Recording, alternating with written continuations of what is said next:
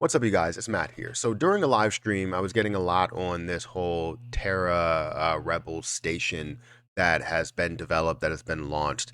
And I wanted to talk about this and, maybe some pros and cons to what we can see here, the reason for why this is out here. And um, I'll tell you what, from the start, it's not to divide the community. I'm sure that's not their intention.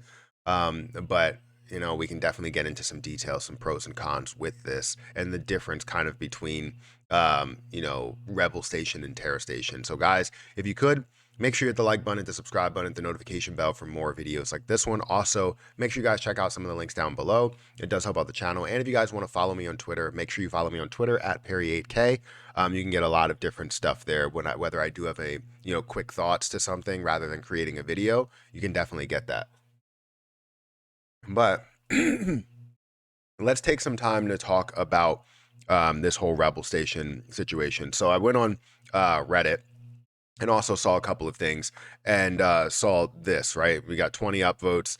Terra Rebel launches a Lunic wallet, Rebel Station, to reduce over dependence on the Terraform Labs Terra Station. And I wanted to get some different perspectives for it. That's why I have this, to see what people think.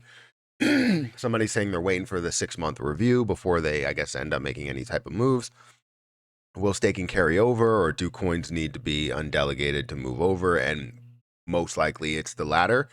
Great step, but but I'm a bit worried, I guess worrisome, of moving to a new platform right away. And if I understand correctly, it's just for interacting with the chain.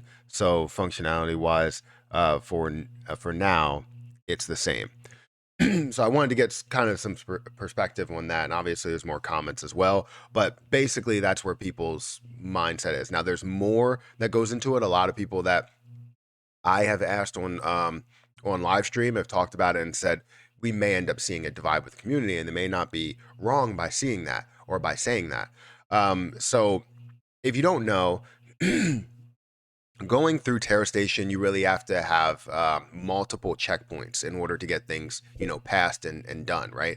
You have to go through the governance, to where you have people vote on things, or investors vote on things, validators vote on things, to get it passed. And then when it gets passed, it has to go through like Terraform Labs, to where they have to basically approve it and approve the coding, and it has to go through a second approval and all that stuff. And then you can finalize that, and then it goes to actually a time to where it can become live.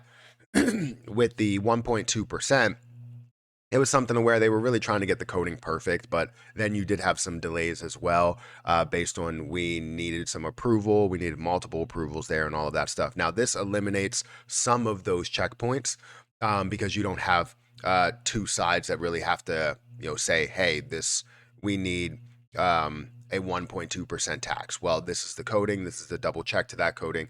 It could be a pro and a con to having the double check. Maybe something is wrong, maybe something just doesn't work. That's why you have testing.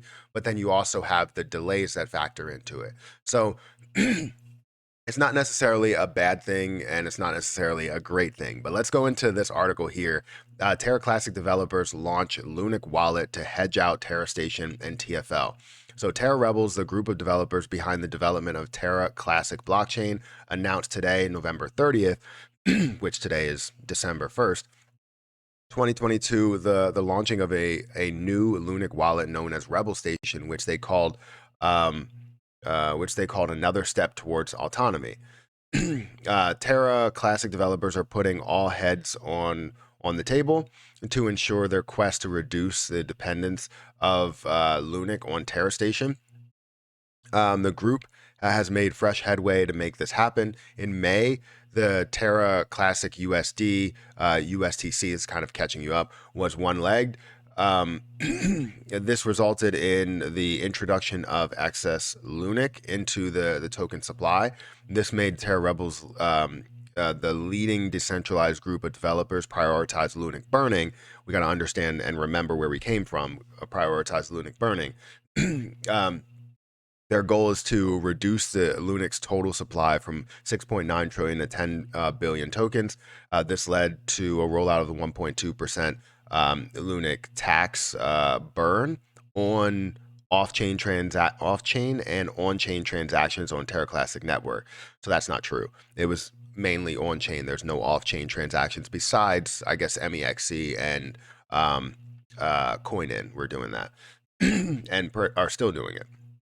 Coinin is doing. I don't think MEXC is. Later this month, it was reported that the amount of Lunic burn surpassed 27.2 billion.